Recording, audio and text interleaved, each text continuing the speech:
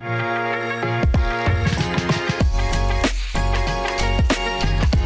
so welcome to Inside CEO Podcast. Today we are at the Pulse Beats studio that's sponsored by Cardio Miracle, and I'm excited about meeting with Josh today. So a little bit of an intro for Josh. Josh is the Director of Communications and international relationships, right?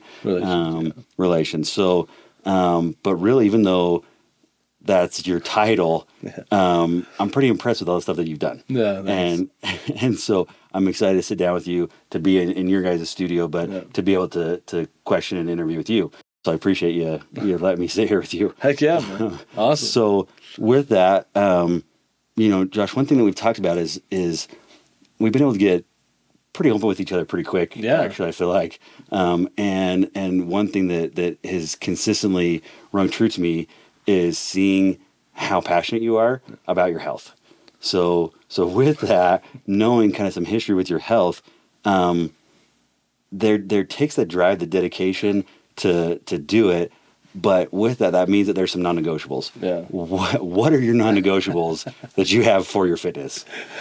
With the non-negotiables comes just making time and making sure that I have everything with me and everything, all the time. And so every morning before I leave my place, I make sure I have my bag, my bag full of my gym clothes. I mean, I just, obviously I walked here actually. So I walked here 3.5 miles, just because I had to get my walk in for the day. Yeah. And so I walked to the studio, and I made sure that I had my steps in, but my non-negotiable steps are 12,500 a day. I don't even think I get close to that, to be honest with you. But I need to. But I love that again, in tracking it, anything that we, that we're tracking, right? The measurable is then what we can proceed with our outcome, right? We can actually see what's going to happen with it. Yeah. And so, again, it's impressive because everything is already calculated to say, I'm going to get my miles in, I'm going to get my steps in. What else? Yeah. So that's just over 5 miles. So it's just over 5 miles. To me right now, because I'm in it, it's not like it's something that I just do. And my other non-negotiable the past 6 weeks at least has been hitting the gym. And my gym opens at 4, it closes at midnight. And so anytime in that time frame when I can go in and I can do my workout and hit it, I'll do it. Yeah. And so that's a non-negotiable for me. And I've explained it to my fiance, my family, my people I work with. I'm like, look, if I'm on Do Not Disturb, I'm in a meeting or I'm in the gym or I'm, doing something to help do one of my non-negotiables, right? And so that's one of those. And then also it's with, I'm really big right now into the keto diet that I'm thinking that maybe I need to possibly switch up a little bit, but whether or not I'm in the keto diet and in the ketosis or not, another non-negotiable is not going next door to Dunford and getting a dozen donuts. And it's just mindless eating is a non-negotiable for me. Because I don't do well on sugar. Yeah. So. Yeah. No, sure. I mean, I personally think with sugar is poison. Yeah. I mean, it really is poison for our body. And knowing that, again, you're not a small guy. Yeah. You're a big guy, right? Big guy. And I love on that end of it that with your protein intake, with what we've talked about with that, and just knowing this you're trying to get into this, to ketosis. Mm-hmm. What's awesome is that kind of following that carnivore diet. Yeah. I know you'd get some of their fats in there, and it might be working in some carbs, but knowing that it does so much for you with the inflammatory response, right? So decreasing inflammation, so that you can continue on with what you're doing. But it's interesting you talk about Dunford Donuts. Just to plug this real quick, but it's funny because it's a personal side of things, but my dad was a hostess truck driver. Okay. But just before that, he was a baker at Dunford Donuts. Oh, wow. Years ago. Yeah. And he was with them for 20-something years, I think. Even lost his wedding ring in one of the mixes. So I have some history with that sugar, right? Those donuts, but they're so good. Sure. So again, now, what I love about this is that I'm already seeing that you're calculated. This is not just I'm passionate about it. It's I'm passionate about it, but the clearness, the conciseness, the calculation to go, oh well, it's this many steps, but that's this many miles. Yeah. I mean, you're very clear on what those things were, right? Tell me about the mental side of it, of your non-negotiables. What are you doing to? Because again, I go back to mindset on everything. Yeah. What are you telling yourself every single day to keep doing it? That's a good one. It's literally when I wake up, I like go through my day and I think, when can I take the time to go get 5 miles in with my walking? Yeah. And if I can't go walk, then I'll just hop on my Peloton bike and I'll put my Garmin watch on my ankle and a little ankle thing, just so I can get those steps. Some people argue that it's cheating, but I wanna argue and say, come with me on an 18-mile bike ride and let's go on a 5-mile walk and we'll see what's cheating, right? Yeah, exactly. So whatever way you get it, it's just it is what it is. So but it is a calculated thing. But every morning I wake up and I'm like, do I need a bike today or can I go for a walk outside? And then it's like, when I can get to the gym, when can I fit that into my day? Or am I going to have to wait till the end of the night until I go see my fiance? Like, I go see my kids, I go do all my work. And then maybe I'm in the gym at 11 p.m., and I'm busting it out till midnight, and they literally have to kick me out, and it's fine. And, but I do have some dumbbells at home that I can do a modified workout, but my non-negotiable is I just have to be moving every day and lifting something heavy every day. And I do that with my mindset by just making a calculated decision every morning when I wake up, because I wake up, I look at my wall on my calendar, I have start every day with a walk or a bike ride. And awesome. That reminds me to be like, oh man, I got to plan this. Cause every day starts over, man. There we go. Like last night I was watching it. Like I was up till midnight, unfortunately, but I was watching it. It was interesting. It was 11:58 p.m. and I was sitting there looking at my steps for the day, if I was happy with it or not. I had 16,800 steps. So I was like, I hit my goal. I'm fine. But I was like, maybe I could go for 20,000.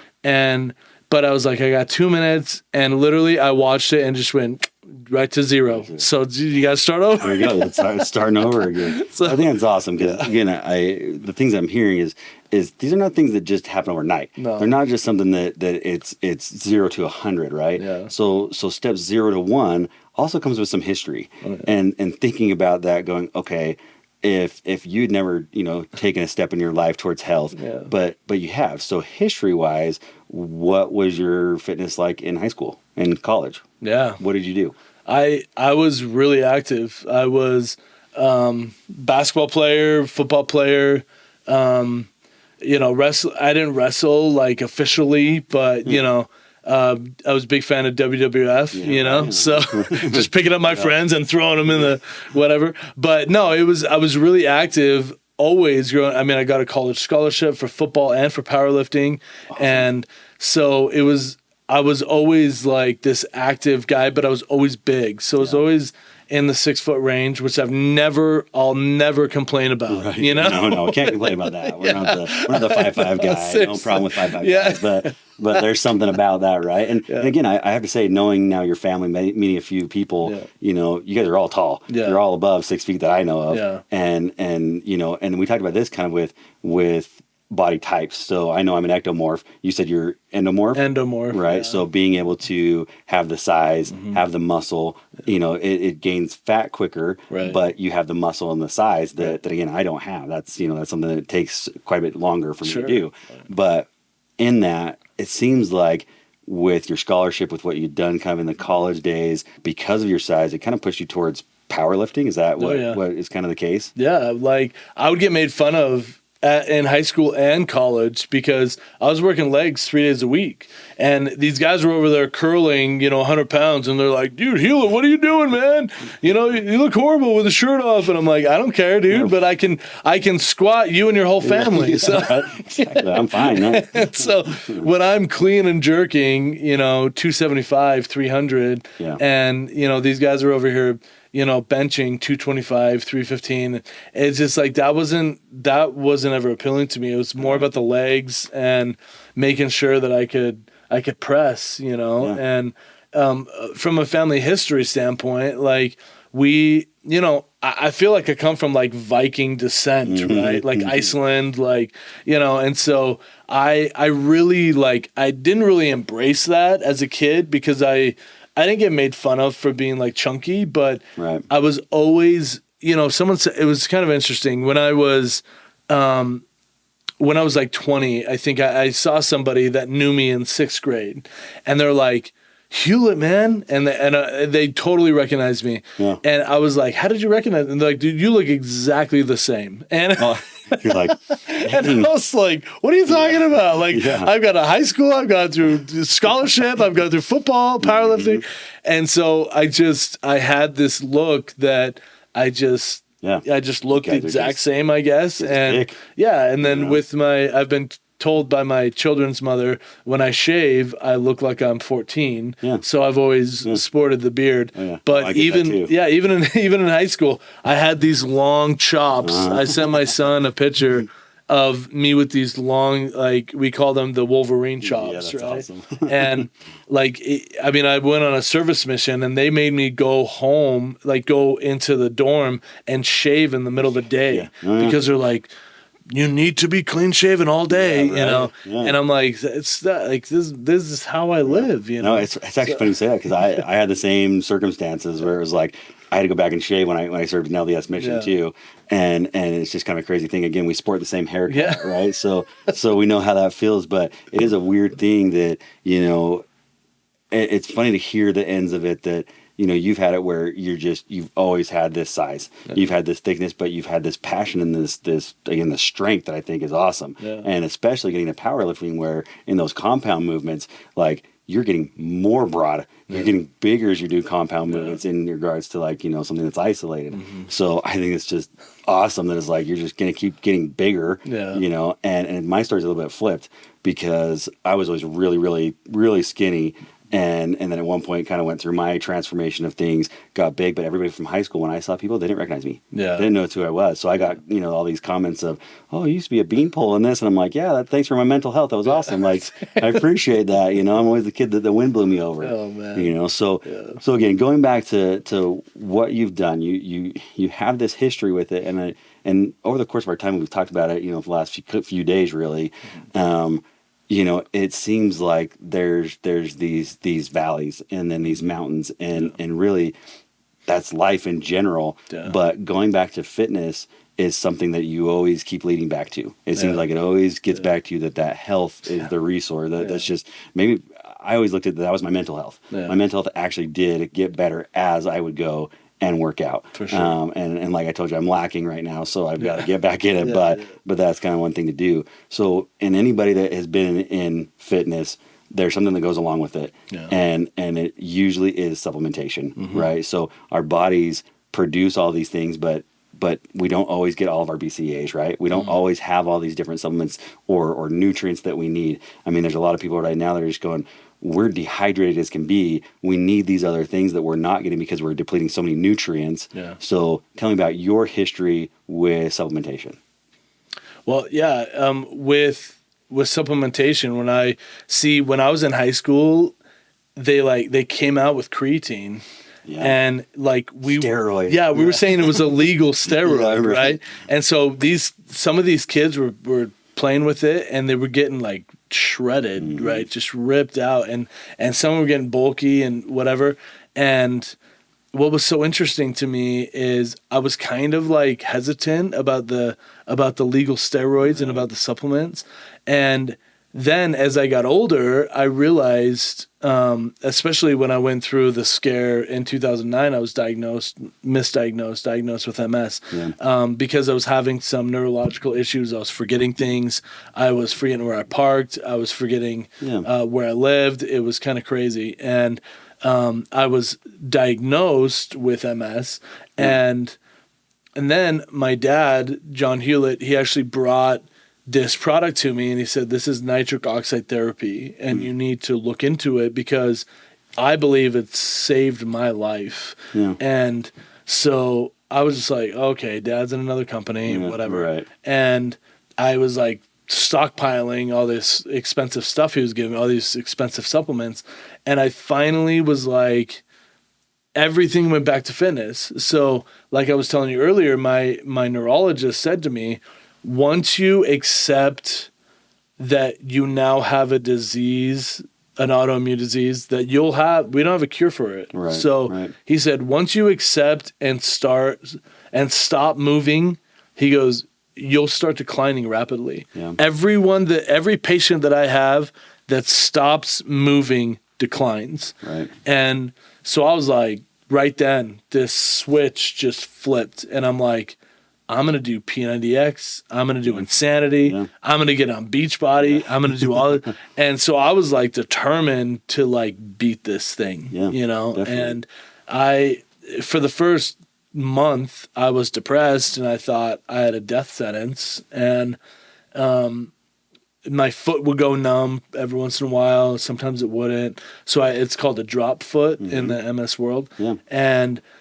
But the biggest thing for me was I would forget so many things. And so when my dad brought over this nitric oxide therapy thing, I started taking this other product, and let me ask you this real quick, because just for people that are listening, when you say nitric oxide, typically in the fitness world they say, oh, do you remember NL Explode? Of course. Tell us what that is. So nitric oxide therapy, nitric oxide was discovered, and the discovery of it won the Nobel Prize of Medicine in 1998. And by 3 scientists actually won that Nobel Prize of Medicine. And the reason why they won this is because they were actually they would refer their heart patients to another cardiologist, and they started putting people on this nitric oxide therapy, and which is just a gas in your system that you create through certain foods that you eat and certain fruits and vegetables and whatever. I mean, even with steak, I think you create nitric oxide. And even if you breathe through your nose, you create nitric oxide. And so like it was amazing that they could win this prestigious award, and it was the Nobel Prize of Medicine. So that one is a lot harder to get than the other one they just kind of give out, Right. And so a little different. And so it's just kind of interesting, but all the research was buried because they weren't referring so many patients to their cardiologist partners, and so then they were paid off essentially to shut up about the research. Well, and I want to add and make sure that I'm capturing this, but essentially like this gas, but also through supplementation that you can bring in, this nitric oxide essentially is a vasodilator, right? So it's expanding a blood vessel or an artery, right? And then as nutrients or things are passing through, it enables them to be absorbed better within those pathways. Is that right? So going from that angle of people saying, well, wait a second, that makes sense that if I'm eating something, then I absorb it. But what does that do towards fitness? And in my mind, the first thing I thought of is, again, somebody's going, he's talking about, nitric oxide and cardiologist. Well, it's the blood flow. That's how all this is happening, right? 100%. So what does that do to your fitness? So with fitness, what these bodybuilders and these people started to notice is with the vasodilation, it would make people's veins just pop. A couple of those good.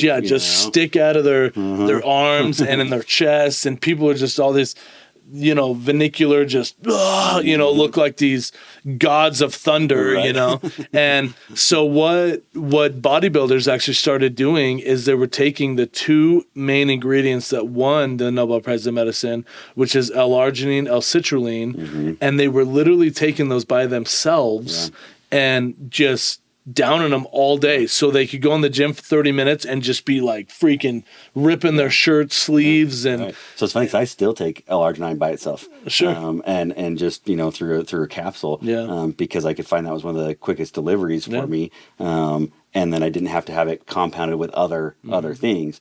But again, with what you're saying, this nitric oxide, there's obviously a lot of other things that we're missing. Totally. So what kind of things now with your supplementation are you using? Yeah, so just to finish my thought here. So bodybuilders were taking that, and then people were wondering why bodybuilders were going on stage with 12 packs and going off stage and dying because they looked like they were in the best shape anyone could ever be in. They looked like statues, and then they go back and die because if you just take, and not to scare you, but you're not taking it in the amounts that they're taking it. But if you just take L-arginine or citrulline alone, then it will, if you take too much, it will convert into what's called a free radical, and it will start attacking your heart. And so the beauty of what has been put together in the formulation of John Hewlett was Cardio Miracle is a formulation of supporting ingredients that will not only help you create and sustain nitric oxide in your system for 24 hours a day, it actually is going to regulate all of your blood numbers. So it's going to help regulate your vitamin D, your blood pressure, your cholesterol, triglycerides. It's going to regulate everything in your system. And literally, like I told you, I was taking this other product every hour of every day to keep the nitric oxide in my system. Holy cow. And Cardio Miracle, 2 servings a day for optimal results. That's awesome. And that's what we suggest. And if people want to like fix something, or if they just want the prevention side of it, then it'll help them so that they won't get sick. Like John and myself, more John than me, but he hasn't been sick. I think I haven't seen him sick in over 17 years. Really? Like the guy is a machine, right? Yeah. Oh, seriously. And always moving. It's amazing. I like, for me with my whole journey, like I became a strongman competitor. I went from like the hospital bed being diagnosed with MS to someone who was like repping, lifting cars and flipping telephone poles. And so I did get up to almost 500 pounds. Yeah. And now I'm on another health journey because I hit my 40s and I'm like, oh man, I should probably like take care of myself and be an example to my kids and a product of the product. And so with Cardio Miracle at the cornerstone, I mean, I've gone from 480 pounds down to 280, and now I incorporated carbs back in my diet, and so I did go up to 315, but now my journey down to 250 is my next stint. And see, I think that's awesome because you've got the goals. We've talked about kind of the history with it, but as you're doing those things, again, somebody can be of a larger stature, right? But how healthy are they in doing? Just like you said, you got guys on bodybuilding stages that look incredible, and yet on the inside they're not healthy. So those cells, everything that's happening inside of them is right on the verge of something bad, right? And that's kind of where somebody could say, well, you can go too far one way or the other. 100%. And I think that now seeing what your journey is, and I know you said because it's getting a little bit older, but really, like I think our new 40s and 50s are going to be like our 20s and 30s because we really are looking for those things that we need, functionality and truly within our health, going down to like even macronutrients, doing all that kind of stuff to get there. Tell me how you feel though with losing that weight. How much total weight have you lost? Total weight I've lost is 200 pounds. 200 pounds. So losing a person, because I'm 205, right? So basically I'm 200 pounds. I lost you. Like you lost me, but how do you feel? I feel amazing. Like these people were suggesting to me that the reason why I've kind of stalled or peaked or whatever, plateaued in my weight loss is because I was carrying around so much extra weight. Sure. They suggested I want to go get a weighted vest, right? So I went and got just a 60-pound weighted vest, and I throw it on when I go for my walks, and I'm like, I cannot believe that this is only a fraction of what I used to carry around. Yeah. No, it's crazy. That's awesome. And so my knees, my ankles, my like every part of me just feels better. And I feel like with my sleeping, I mean, when I got an official diagnosis of sleep apnea, I not only got the CPAP machine, but I had to wire it down and rent 2 full oxygen tanks on the side. It was $200 a month, where I had to string this down and connect into these 2 oxygen tanks, so I had that much oxygen coming in me. Yeah. Because when I went to the sleep test, the guy kept coming in and turning up my oxygen, and it was at the max, and he said I was still dipping below 30% oxygen while I was sleeping. He's like, dude, I thought you were gonna die in this bed at this sleep study. He's like, I am so shocked that you are alive. And so the fact that like I had to go home with all that, I was like, what am I doing? What am I doing? Like, is this really worth, picking up a 4-wheeler? Like, it's not like it's not worth it. You know, like it's cool to sometimes to pick up a car. Like that's awesome, but I love that strength has always been a part of me, but now it has to be about longevity and how I feel and just taking care of myself. Oh, man. For sure. So, no, seriously. So again, with all this history, with all these things that are happening, right? You've gotten to a point where none of that sounds easy. Yeah. None of it's easy. Hasn't been. Right. And there's times that it's really hard to the point of again, an influx or an outflux of things going well and not going well. Right. And so, knowing that, we hear a lot of times people just say, oh no, it's easy to do this. It's not easy, right? It's simple. Most people understand that, hey, I understand that I should get out and walk. Again, you've said I walk X amount, and it's a ton, way more than I do at all, which now I'm going, I got to go home and I got to do this, right? I got to start walking. Like, I got to leave my truck here, pick me up later. But, thinking about that, we know that it's, people know in general, right? It is internal that we know, oh, I should walk. I should do this. I should eat this healthy thing, not this. But then what's the difference between something that's easy, simple, and then actually doing it? What is that? It's, for me, it truly has been about mindset and just, and what is that? How to win friends and influence people. It's like beginning with the end in mind, right? Yeah. And so when I walk into a gas station that has every option that you can imagine of a treat or soda or energy drink or whatever, I walk in there and I get a water, and I'll maybe go and get some like beef jerky or something like that. And I will say in my head, and I know it's not true, but I will literally say in my mind, because of this choice, I'm going to lose 10 more pounds. That's awesome. Because of this choice. And trust me, when I'm looking at beef jerky or if I'm looking at a Hostess, Zinger, like, dude, that looks better. Like, and it's just a little 2-pack and it's fine. Right. But I'm like, it's just a matter of choice, man. Yeah. And it's a matter of, like, I used to think that I couldn't get away from Dr. Pepper, right? And I was talking to someone about it yesterday that he was saying he can't go without a Red Bull every day. And I said, and Jason, my brother, actually brought up, he said, listen, how many do you do a day? He goes, I do like 3 a day. Yeah. And he goes, just go down to 1 a day, try 1 a day, and when you go for your second one, do some Cardio Miracle. Yeah. It's sweet.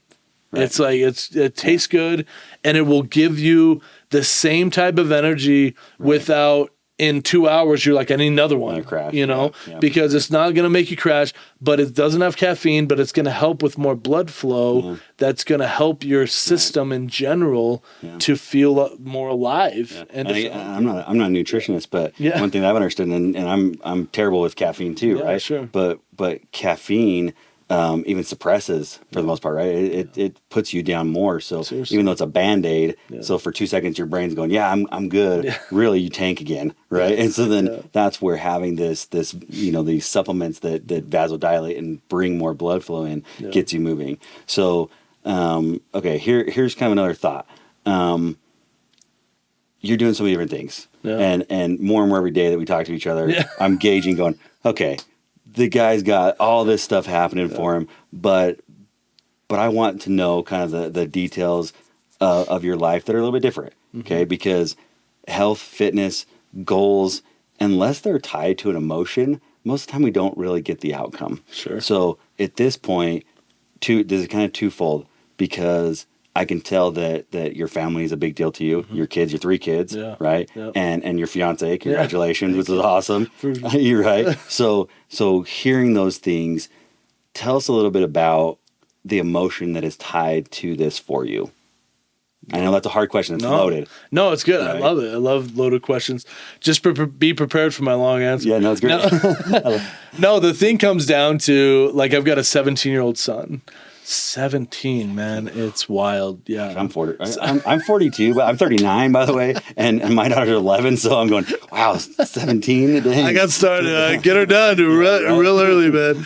No, I had my first kid at 22. So yeah, that was wild. So I have a 17-year-old, 13-year-old, and 11-year-old, and like the other night, for example, I'm doing this little challenge with Jordan, our editor, right? Yeah. And he set up this room, actually, this wonderful, awesome, beautiful podcast room.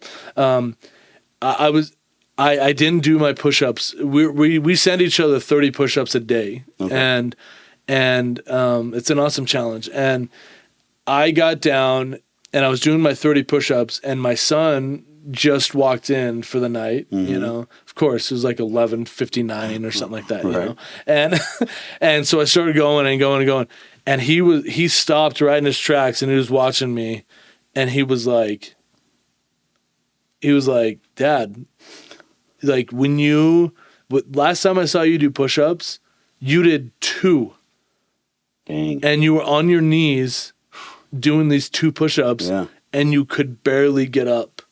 And he's like, now I just saw you bust out 30 push-ups like it was nothing. Awesome. He's like, what, you know, but the fact that my 17-year-old son looked at me and he was like, dang, like, what are you're like, you're doing it, Dad, you know, like, that to me was worth everything, you know, because I was like, now I'm an example to him. Yeah, I'm showing him.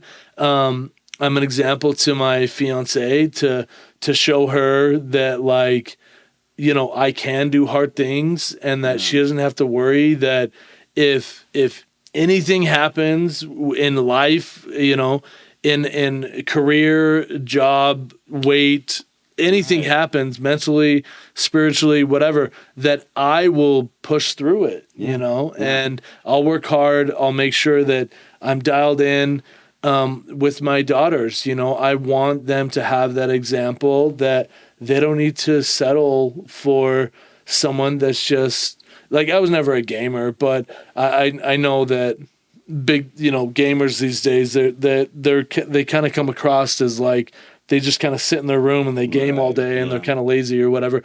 I don't want anyone to look at me and be like, that guy's a load and he doesn't work hard. He doesn't take his life serious. But I get treated differently that I've lost all this weight. I mean, I'm telling you what, man, people walk past me, they kind of nod or whatever. And I'm like that never happened to me before. Well, it's kind of a strange thing because then I kind of come from that angle too, where there was a time that even though I wasn't a gamer or anything like that either, but it's funny because at my skinniest, again, having glasses and I was always a twig, it was kind of this, oh, you're kind of a nerd. And then as soon as I was getting bigger and I was getting more muscles, for sure, people kind of, you know, nodded and it was like, oh, people like hold the door before you and you're like, what the heck's going on? But truly, I think that other person that's on the other side of that is going, oh, I know the work that they've put in to get there, because otherwise people don't get it, right? And they're just going, oh, well, why do you spend all this time in it? And one thing that I like to say is that, you know, the perfection's in the process. Perfect is never attainable, right? But it's in the process, because now when you're doing those things and people are going, oh, but you're so busy and you're gone from your kids and you're doing this, and you're going, yeah, but the second that my son saw me go from being able to 2 push-ups to 30, he knows that I put in the work. That's awesome. Yeah, this doesn't happen overnight. Obviously. And when he saw me do my 2 push-ups, like, I was at my heaviest and I was trying to start again. And that's a message that I want to portray to people, is that, you know, as long as you're breathing, you can start again, man. You can start. Oh, I love that. just like, it doesn't matter where you're at. Yeah. It doesn't matter how far you've fallen off the wagon. Yeah. Dude, get up. Right. Do it. Well, and do we not truly learn more in our failures? Oh, yeah. Right. So even though there's this feeling out there that it's like, oh, we can only do certain things or show certain things in life that are at the best. Yeah. I don't want to show at my best. I want to learn from somebody that's failed and has figured it out, because that's what we do over and over and over again. Yeah. And so even though, again, it's kind of like, oh man, I fell off the cliff again. I just ate that Twinkie, right? Or whatever. Really, no, your message is so clear to say, I can start again. I know that I can go back because I'm strong. Yeah. And you know how to go, not just from 0 to 100, but from 0 to 1. And that's the hardest step. Yeah. That's what it really takes to get there. Yeah, man. And just doing it, doing it day in and day out. Like, even though the step counter resets to 0, I'm like, great. All right. And like I told you, I think today I hit day 389 where I've hit a minimum of 12,500 steps, and that 7 days a week, man. That's like, that's so incredible. Taking the weekends off, we're not doing that. You're showing your stats, right? So like, even in your lifting stats, what was the total weight of your lifting stats? Total volume. Yeah, it said it was over 1.1 million over the past 6 weeks. So awesome. Like, to see that go, whoa. So I'm like, dude, I'm lifted. Yeah, I'm lifted. I got these straps, these are like sewn in, like it's a brand, and it's pretty awesome. And I love it because, when I go in the gym, man, I'm going hard and I love it, and it's just a thing for me. And it's not ego lifting for me. It's when I'm doing 315, 415, whatever on deadlift, and I'm doing it for 8, 12 reps, like, that's not an ego lift. That's not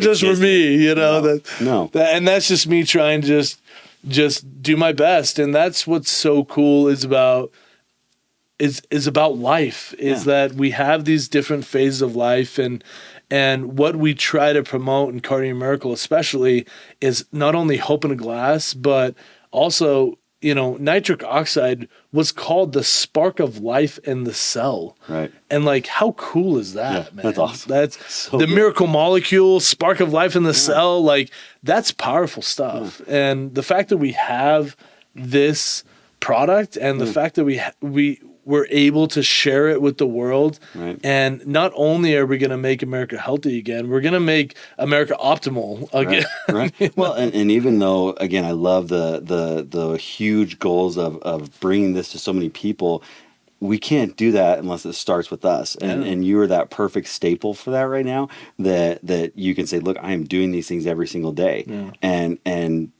again, none of us are in that bodybuilding, like, perfect stage right on, ready to go in the lights. But the fact is that people can see you do it. Yeah. They're watching you do it. They're seeing you come in, and your family's seeing you do it. And so to be that staple, that spark of life for your family, again, I can't do anything to help anybody else in the world, but I can do enough within my circle that I hope that it keeps going out further and further and further. Heck yeah. And so seeing you do that, this is what I'm excited about, because this segment, what we're doing today, is this health segment. And what I like is that we're going to be able to watch your journey. So we're going to keep watching, and you're going to inspire me to get back into it, right? that I know what I can do going from 136 pounds to 215, and now just struggling a little bit with that. Sure. I want to get back into it too. And so seeing you as that staple, seeing it for, your role in what you're doing with Cardio Miracle is awesome. But I think that the more that you develop yourself like you are, mentally, physically, emotionally, you're going to be that staple that continues to shine. Yeah. And so that's what we want to keep talking about. So we're going to come back. We're going to keep looking at what we're doing and see your progress. Maybe you'll share some pictures and stuff as we're doing this. Sure. I will do that too if you'll do it, right? Sure. And maybe we do kind of incorporate a Cardio Miracle challenge at some point. And then let's just keep hitting it. That'd be awesome, man. I love it. I'm super grateful to be here with you, truly. And I know that we're getting to know each other more. We're going to be working with each other on a couple different angles, but seeing what you've done as we've talked, I just thought it made the most sense to sit down and talk to you. Right? You. Yeah. And I think that you need to shine more, right? Yeah. And I don't know if that's always seen out there, because we're trying to do so many different things, but really doing what you're doing is a big deal. And I think it's going to touch a lot of people, but even if we save ourselves, right? Heck yeah. That's what kind of goes to the next level. So again, I appreciate you doing this with me. Yeah, man, of course. I appreciate you. I was on a podcast the other day, and usually I'm the interviewer, so I like this reversal here. It's kind of fun. No, but I was told, he asked me, this Dr. Henry Ely, great partner, by the way, but he said, how many people do you think that I've healed in my 15 years of practice? And I was like, I don't know, millions, a million. And he goes, one. I've healed myself. Yeah. And he's like, and if we can heal ourselves, he's like, then we can help to heal others, know? And Cardio Miracle's mission is to save the hearts of mankind. That's kind of a big task, right? Yeah, definitely. But if we're not shooting for it, we're not going to get it. Yeah, and if we're not healthy ourselves, like what, Start with one, like we said. So, kind of right now, we're going to put some stuff in the show notes. Right now we're trying to build this podcast. We're trying to do some things together. So if you guys can get out there and like and subscribe, turn on your alerts, share it with somebody. Again, there's no fee for the show right now. Jump in there and share it with people. And if you guys have questions, comments, throw them down in there so that we can look at them. And next time as we're, jumping in on your journey, seeing where you are, hopefully people have got some questions that we can bring back and chat about. So, please look for all those things in our links. And then we'll kind of just keep going forward. Yeah, so we might do some competitions and stuff, right? Some giveaways. And I think we should. I think we should try to get some stuff out there, see if people can win some things. Some swag. Right. I think that would be perfect. Heck yeah, man. But yeah, again, thank you. Thanks, Josh, for letting me chat with you. And I'm excited to see the network that we can build and the people that we can touch. So, again, appreciate it. Thank you. Appreciate you, man.